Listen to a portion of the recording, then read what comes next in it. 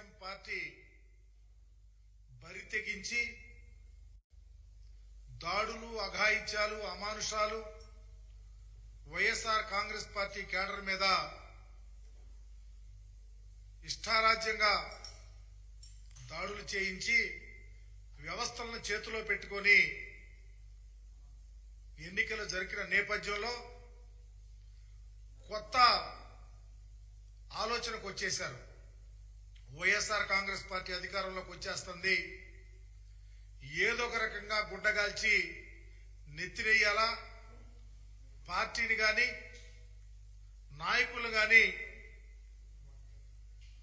ఏదో ఒక రకంగా వారి మీద బురద జల్లాలనే ఒక ఆలోచన తప్ప తెలుగుదేశం పార్టీకి గాని తెలుగుదేశం పార్టీకి సపోర్ట్ చేస్తున్నటువంటి మీడియా సంస్థలు గాని ఎక్కడా వెనకాటల్లా.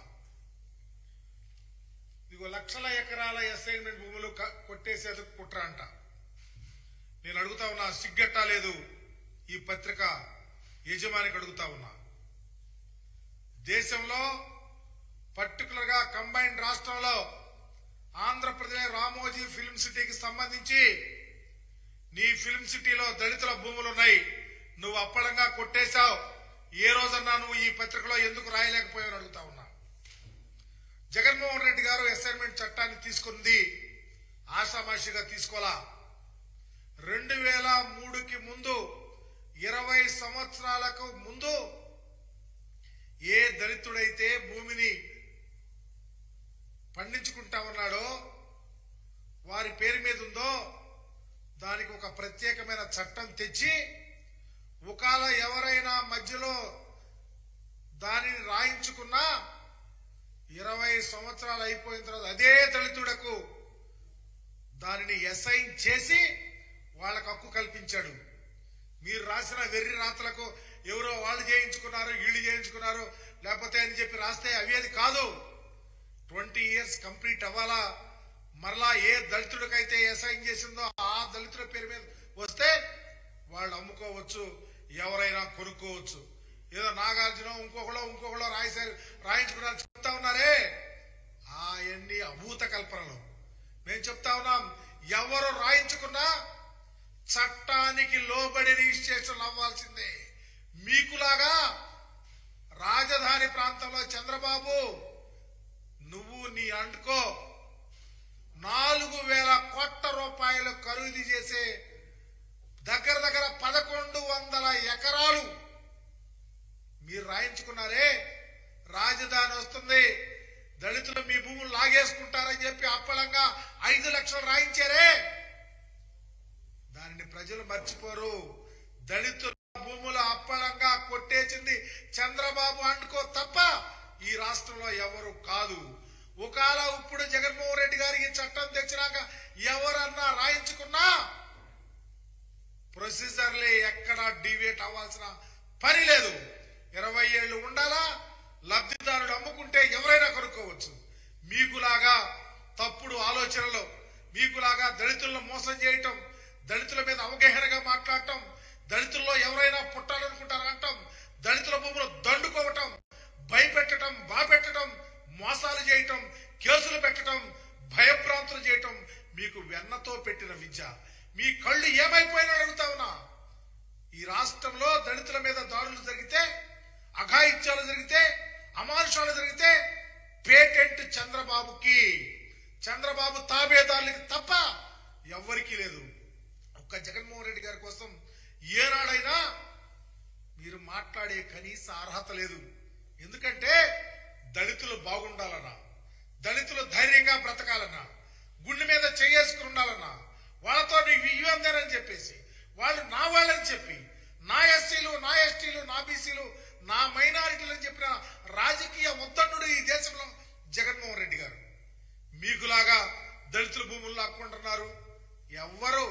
నేను చెప్తా ఉన్నా, ఈ రాష్ట్రంలో దళితుల భూములు లాక్కుని తిని పందికొక్కులాగా బలిచింది తెలుగుదేశం పార్టీ తప్ప ఎవరు లేరు. ఏదో మీకు అయిపోయింది. ఇక తెలుగుదేశం పార్టీ కోసాలు కదిలిపోతున్నాయి. జగన్మోహన్ రెడ్డి గారు రేపు ప్రమాణ స్వీకారం విశాఖపట్నంలో చేస్తున్నాడని ఒక దుగ్ధతో, ఒక భయంతో ఈ వెర్రి రాతలు రాయిస్తా ఉన్నారు, ఈ వెర్రి వేషాలు వేయిస్తా ఉన్నారు. మేము చెప్తా ఉన్నాం, ఈ రాష్ట్ర చరిత్రలో ఏ దళితుడైనా ధైర్యంగా బ్రతకాలని కోరుకున్నది జగన్మోహన్ రెడ్డి గారు తప్ప ఎవరు కాదు. మీ ఆలోచనలే మా మీద వ్యతిరేక ఆలోచనలు, మీ యొక్క అలవాట్లే అంటూ అలవాట్లు, మీ అలవాట్లే మోసపు అలవాట్లు. దళితుల్లో ఎవరైనా పుట్టాలనుకున్న నువ్వు దళితులకు రాజధాని ప్రాంతంలో భూములు ఇస్తుంటే డెమోగ్రాఫికల్ ఇంబ్యాలెన్స్ వస్తుందని చెప్పిన నీవు దరిద్రుడివి, దళితుల పాలిట ఒక రాక్షసుడివి. ఇలా రాయించి మా మీద రాయించి మా పార్టీ మీద రాయించి చివరికి బరిదెగిస్తా ఉన్నారు. ఒకే ఒక కారణం, 9వ తారీఖున జగన్మోహన్ రెడ్డి గారు పట్టాభిషేకం విశాఖపట్నంలో చేయబోతా ఉన్నారు. ఆ ఒక్క భయంతోనే ఈ వెర్రి రాతలు వెర్రి కోతలు చేయిస్తారు తప్ప మీ ఆలోచన ఏనాడు దళితుల కోసమో దళిత సంక్షేమం కోసమో దళితుల అభివృద్ధి కోసమో చట్టాలను మీ చుట్టాలుగా తీసుకొని పనిచేస్తున్నారు తప్ప చట్టాలు ఎప్పుడూ రాజ్యాంగానికి లోబడి పేద ప్రజల బాగుండాలా బ్రతకాలని ఆలోచించే కుటుంబం జగన్మోహన్ రెడ్డి గారి రాజశేఖర రెడ్డి గారి కుటుంబం తప్ప చంద్రబాబు అనే వ్యక్తి ఎప్పుడు దళిత వ్యతిరేకి. అందుకనే ఈ కోతలు రాస్తా ఉన్నారు. నేను ఛాలెంజ్ చేసి చెప్తా ఉన్నా, నీవు ఈ కోతలు రాతలు రాసే ముందు నువ్వు ఒక్కసారి గురుగింజ సామెత చూసుకోండి.